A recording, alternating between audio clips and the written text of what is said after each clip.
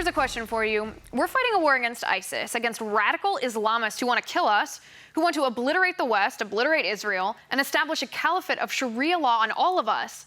So why then is President Obama's administration trying to include the radical Islamic terror group al-Nusra in the Syrian ceasefire negotiations? Aren't they of the same murderous ideology as ISIS? Take a look. The Syrian Observatory for Human Rights said al-Nusra Front rebels, which are associated with al-Qaeda, shot down a Sukhoi 22 fighter jet with a surface-to-air missile on April 5th. Video of the attack appeared online, with locals cheering as the airplane went down. According to the Syrian Army's press service, the pilot ejected.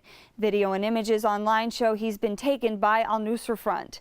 Syria currently has a ceasefire agreement that was put into place in late February, but organizations like ISIS and al-Nusra are considered terrorists and are not part of that pact. Joining me now is former diplomat Jim Jatras. Jim, good to see you. Hi, Liz. How are you? Good to be here. I'm doing well, thank you. All right, Jim, you recently wrote an article about the United States supporting al-Qaeda or factions of al-Qaeda. Explain that to us. Well, of course, when we say the United States, we really mean the Obama administration. And what's going on here is this, is that Aleppo, a city of 2 million people, Syria's biggest city, there's a crucial battle going on for Aleppo between government forces and anti-government forces that are a grab bag of terrorist groups. Some of the moderate terrorist groups that we officially support, like the Free Syrian Army, and others like the al-Nusra Front, which is the official al-Qaeda affiliate. And the bottom line is the al-Nusra Front is the mainstay of the anti-government forces, that these other groupings that we consider moderates simply are not militarily viable without their very close association and cooperation with al-Qaeda. So in order to save these supposed moderate groups, because we still want to overthrow the Assad government, we are now trying to make sure that these groups, that al-Qaeda will also be protected from Syrian government and Russian bombing. All right, Jim, clarify this for me, the etymology, if you will. Who exactly is al-Nusra? Which is the root and which is the plant? Did they stem out of al-Qaeda? Did they join up afterward? Who are they? They have always been part of al-Qaeda since they were constituted as a group during the Syrian civil war. Now, ISIS, by the way, was also formerly part of al-Qaeda, but they went off and did their own thing and met with some success. But al-Nusra is the official al-Qaeda affiliate in Syria, just like you have, for example, al-Qaeda in the Arabian Peninsula in Yemen, which is also, by the way, benefiting from Obama administration policy supporting the Saudis in that war. All right, so the United States then tried to include this group, al-Nusra, a violent radical terrorist group, in the negotiations for a ceasefire in Syria? That's right, because the bottom line is that for all the pretense that ISIS is the big enemy, there is still the underlying policy of the Obama administration that is, at the end of the day, there must be a transition. The current government in Syria must step down, and the only way they think they can achieve that is by still supporting these so-called moderate groups, but they don't amount to anything without their cooperation with al-Qaeda, which means they also need to try to protect al-Qaeda.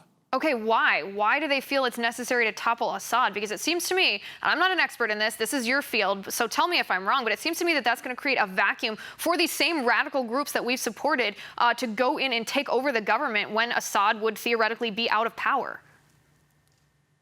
Exactly right. It's the same thing that happened in Libya, except here will be far, far worse, that there is no third way between the jihadists on the one hand and an admittedly imperfect government on the other hand. But let's be clear, the Assad government is a secular government. It protects the Christians in Syria. Virtually all the Christians in Syria are pro-government because they know what's waiting for them if the jihadists take over. Why does the administration insist on this? I think two reasons. One is because they have, and they can't back down and admit they were wrong about something. And I think secondarily, they're looking beyond this to say, well, the Russians support the government, the Iranians support the government, and that's as big a concern as ISIS is, maybe bigger.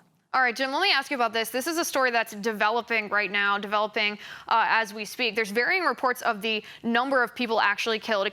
Some reports are saying up to perhaps 90 people killed in Baghdad by multiple car bombs. ISIS is claiming responsibility. Talk to me about that area. Is that a setback for the U.S. troops and the coalition, or is that a sign that we're tightening the ring around ISIS' neck and they don't have anything else to do? I don't think it's particularly a sign of either. These kind of bombings have taken place on an unfortunately very frequent basis in Iraq. What we're talking about here are ISIS as a radical Sunni group bombing in Shiite areas, pro-government areas of Baghdad, in order to basically to try, as a blow against the Baghdad government, which is supported by the United States, also paradoxically by the Iranians, with whom we don't particularly get along. All right, let's talk about some violent demonstrations here then. Move away from the Middle East, talk about our current political environment, if you will, here in the U.S. And this is the violent demonstrations that have been happening at Donald Trump rallies or outside of the rallies, actually, here in the United States, particularly in California. We have a short video of this I want us to take a look at. Hundreds of protesters took to the streets, some waving Mexican flags, bringing traffic to a standstill. This car was trapped by protesters. That's not cool, guys. Finally, the driver makes a getaway.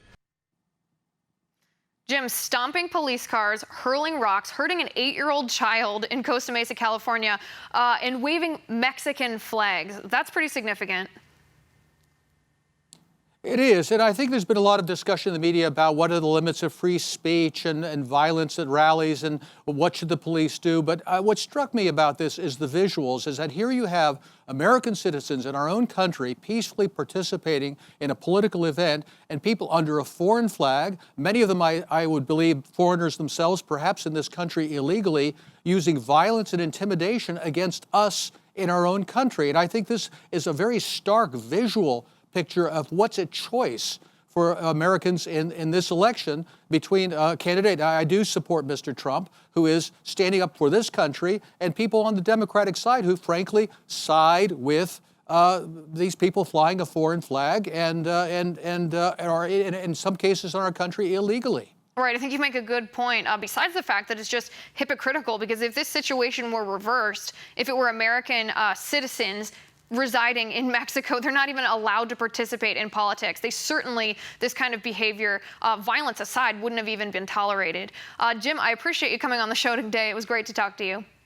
After the break, the American Family Association, the organization behind the petition to boycott Target in the face of Target's new transgender bathroom policy, is with me to explain the motives behind their petition. You're not going to want to miss this one.